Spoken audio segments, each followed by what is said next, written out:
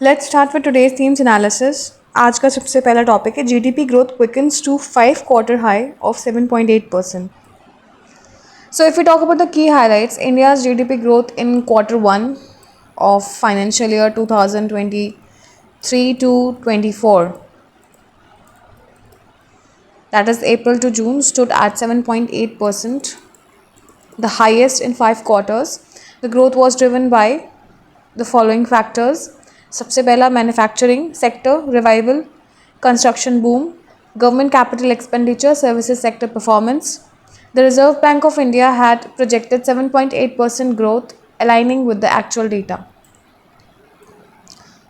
So the factors supporting the growth were strong domestic demand in the construction and manufacturing, government infrastructure spending supported momentum, services exports remained robust. Risk and concerns की बात अगर की जाए तो global slowdown may impact India's exports, US and Eurozone slowdown, weak Chinese demand, external risk, crude oil prices volatility, and the monsoon performance could affect the inflation and rural demand. So the rupee depreciation, rupees 83.08 per dollar, may add import cost pressure. So यहाँ पर देखिए ये data snapshot दिया हुआ है. You may look into it. What are the economic implications which they are telling? सबसे पहला, India remains the fastest growing major economy. Growth is supported by the domestic investment led demand, not just exports. Government expects momentum to continue, but external headwinds persist. So what is the UPSC relevance? सबसे पहले तो आपको यहाँ पर drivers of growth मालूम होने चाहिए.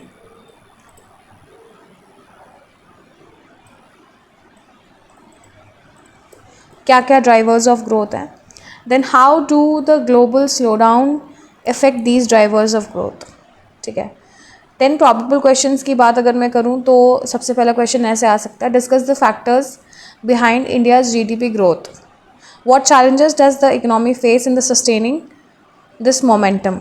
दूसरा ऐसे आ सकता है, how does government capital expenditure contribute to GDP growth, illustrate with recent examples. तीसरा ऐसे आ सकता है, analyze the external risk, oil rupee global slowdown that may impact India's growth trajectory. So next topic is India to be the third largest economy, PM weeks after Trump's swipe. So Prime Minister Narendra Modi, addressing the India-Japan Economic Forum in Tokyo, asserted that India will soon become the world's third largest economy and urged greater investment.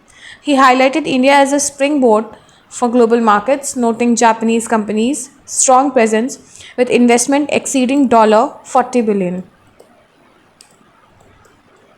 including $13 billion in the past 2 years. Japan announced a private investment target of 10 Japan currency trillion for India over the next decade. According to JBIC and the JETRO, India is the most promising investment destination, with 80% of the companies planning expansion and 75% already profitable, reflecting India's multiplying capital potential. So next आपका topic है Ice Age era dragonfly rediscovered. Researchers have rediscovered the Crocothemis erythrea, an Ice Age era dragon species in the high altitude regions of the southern Western Ghats. The species, long overlooked due to the resemblance to the widespread Crocothemis cervella, was confirmed through the recent field surveys and photographic evidence published in the journal Odontology. The study notes that C. erythrea is otherwise found across Europe, Africa, and Asia, and have been misidentified in India.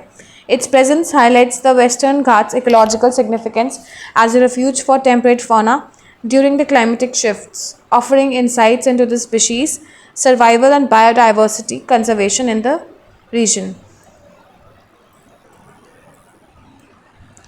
Next topic is, in an unstable world, energy sovereignty is the new oil. So, if we talk about the basic context of this, energy security and sovereignty have become critical in today's unstable geopolitical and economic environment. Disruptions like Russia Ukraine war, OPECs, oil output, decisions, and climate change have heightened the concerns over dependence on imported fossil fuels. What are the key themes? Energy sovereignty, defined as a nation's ability to control and secure its own energy resources, production, and supply chains. So, moving beyond energy security, mere access to sovereignty, strategic independence. दूसरा global challenges भी है. Russia Ukraine war disrupted oil and gas supply chains. OPEC plus policies led to oil price volatility. US chain tensions in the clean energy supply chains, rare earths, solar batteries, etc. Climate change pressures demanding a shift to renewables. So India's position की अगर मैं बात करूँ, dependence, India imports 85% of its crude oil and 50% of its gas.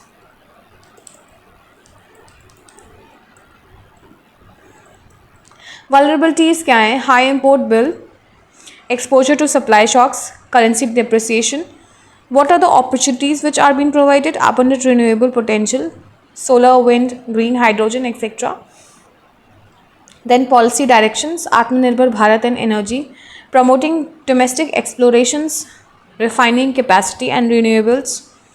Energy transition goals, net zero by 2070, 500 gigawatt renewable capacity by 2030, green hydrogen mission, diversification of sources and partnership with multiple energy suppliers. What are the strategic dimensions with respect to it? So energy sovereignty is tied to national security, foreign policy, and economic resilience. Shift from fossil fuel dependence to renewable storage and nuclear power. Need to build domestic manufacturers, capacity for solar modules, batteries, and electrolyzers. Now, what is the relevance with respect to UPSC? Probable questions की अगर मैं बात करूँ तो सबसे पहला question ऐसे आ सकता है. Energy sovereignty is the new oil. Discuss in the context of India's energy transition and national security. Now this is very important question. इस पे आप बिल्कुल आंसर एकदम फ्रेम करके रख लीजिएगा, ज़रूर कर लीजिएगा.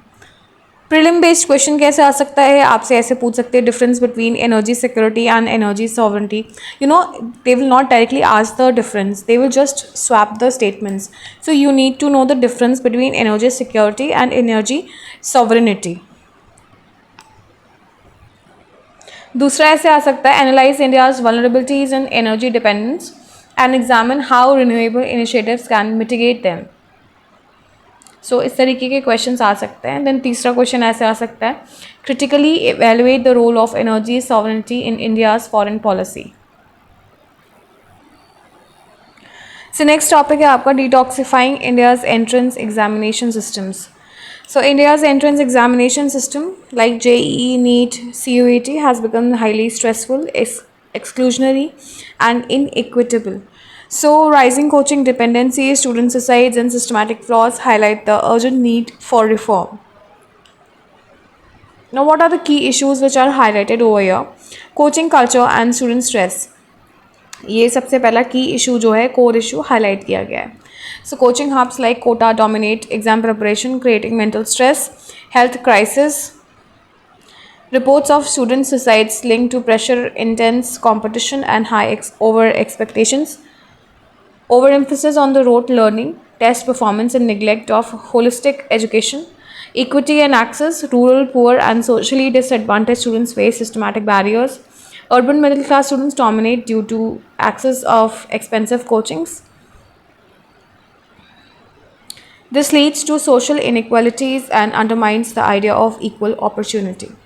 So what are the systematic flaws? Exam focus on elimination, not talent nurturing. Narrow evaluation, memory, speed, accuracy undermines the creativity. Critical thinking and conceptual depth, high cutoffs and limited seats cause extreme filtering. Discrepancies in the CUET, NEET, JEE raise questions of fairness, transparency and quality.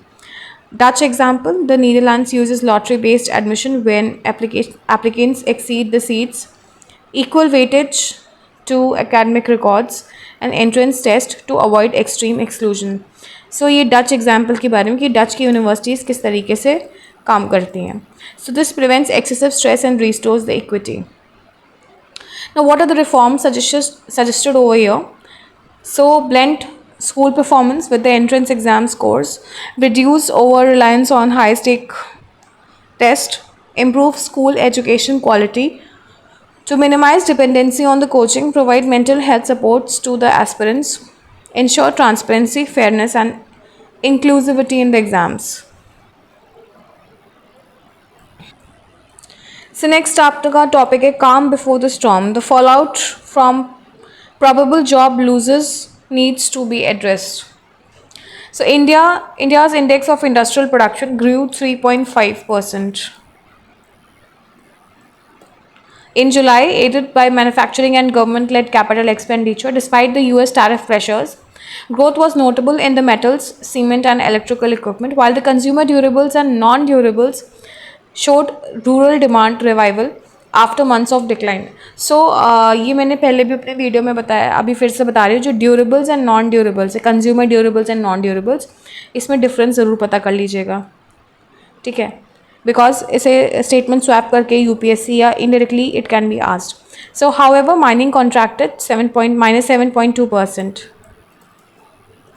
ये देखिए यहाँ पर दिया भी हुआ है. सो mining जो है -7.2% कॉन्ट्रैक्ट हो गई थी. And coal mine flooding in the eastern states could worsen the power shortages.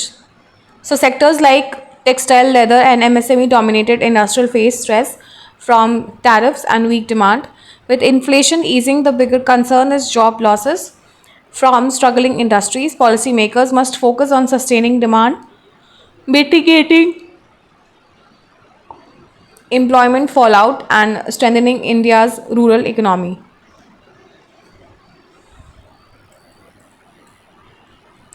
So next आपका टॉपिक है India and China must collaborate for stable world economic order. Amicable ties amid the two largest nations on earth can have a positive impact on the regional and global peace and prosperity, says the Prime Minister. So Prime Minister Narendra Modi on Friday said it was important for India and China to work together to bring stability to the world economic order, as he asserted that New Delhi is ready to advance bilateral ties from a strategic and long-term perspective based on the mutual respect, interest, and sustainability. In an interview with the Yomiuri Shimbun published during his ongoing visit to Japan, Mr. Modi also asserted that stable, predictable, and amicable bilateral relations between India and China, as two neighbors and the two largest nations on the earth, can have a positive impact on the regional and global peace and prosperity. So यहाँ पर जो बात हो रही है, it is with respect to the economic ties between India and China and how these two countries with cooperation can bring stability to world order.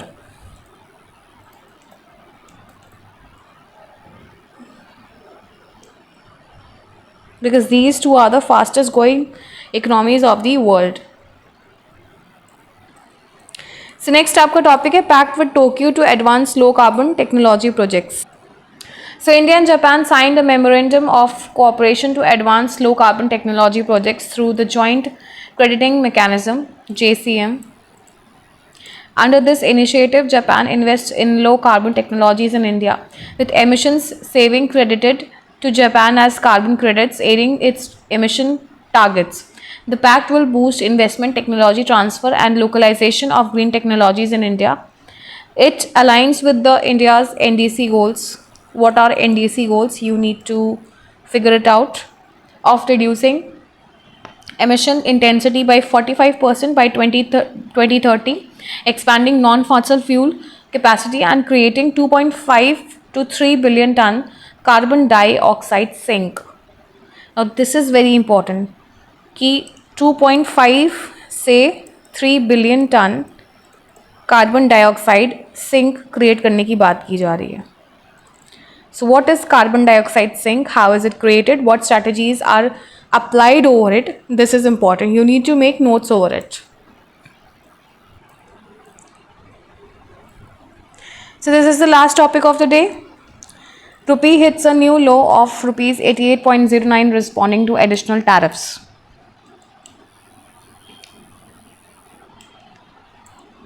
So the analysts expect domestic currency to depreciate further to 89.5 to 90 rupees against US dollar in next few weeks before the RBI steps in. So the Indian rupee fell 0.58% to 88.09 against the US dollar on Thursday, responding to the additional tariffs imposed by the United States. The domestic currency may depreciate further in the range of rupees 89.5 to rupees 90 against the dollar in the coming weeks. So ये depreciation term बहुत important है, currency depreciation, and what impact will it bring on India?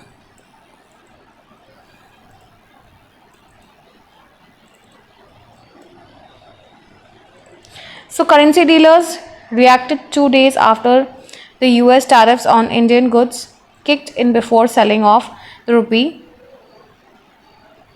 Anande Banerjee, currency and commodities head of Kotak Securities, said that the dealers were waiting to see if the central bank would step in and control the volatility. क्योंकि currency बहुत ज़्यादा depreciate होना भी सही नहीं होता है. Once they realized RBI didn't, they started to sell off the rupee. So the rupee depreciates when foreign exchange traders sell and appreciates when they buy. So rupee कब depreciate होता है? जब foreign exchange traders sell करते हैं. And appreciate कब होता है? जब खरीदते हैं. He added that RBI may not have intervened because when there is a trade war, everything is a tool in the war. So the RBI also wants the rupee to weaken so as to offset the impact of the higher tariffs to make the exports more competitive. So this is also a way to make the exports more competitive. So a depreciating currency would naturally make exports cheaper, as the value of the goods that US would buy for $1 from India would become cheaper. So now this is the strategy कि depreciate होगा currency तो कहीं ना कहीं जो US में items है वो already cheaper हो जाएंगे. So a further increase in the exports over the imports may also quicken the pace of depreciation.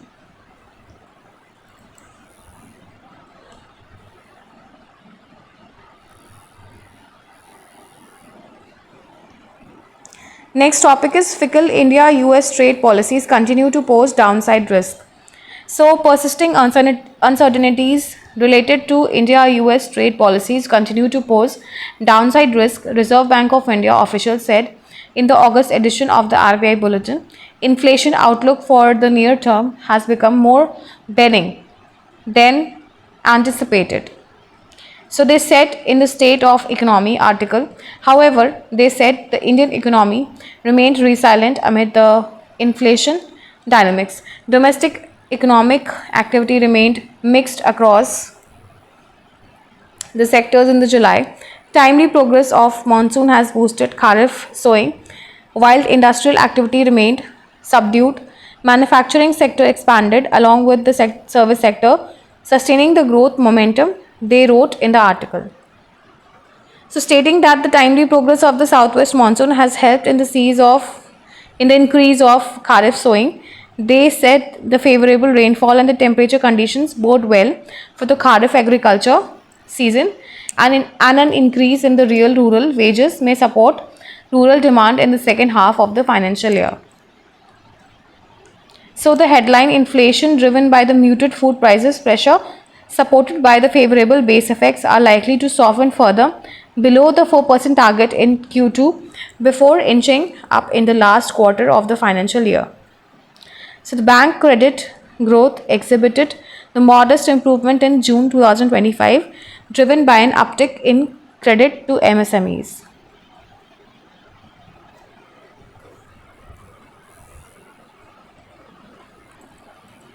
So this is certainly the last topic. Gross FDI at 4 high in June. Net FDI fell 50%. So while the gross FDI into India grew to a 4-year high In June 2025, the net amount contracted more than 50% owing to faster growth in repatriations by foreign companies in India and outward investments by the Indian companies, according to the data released by RBI. So this is the basic data given. इसमें ज़्यादा कुछ important नहीं है. आप FDI gross FDI कैसे calculate होता है, ये इसके बारे में थोड़ा सा आपको नॉलेज होनी चाहिए, because you know now they can ask also, क्योंकि बेसिक से लेकर दे आर आस्किंग. सो इसके बारे में आपको थोड़ा पता होना चाहिए. So that's all for the day. Here I end my analysis. Thank you and have a nice day. I request you to like, subscribe and share my channel.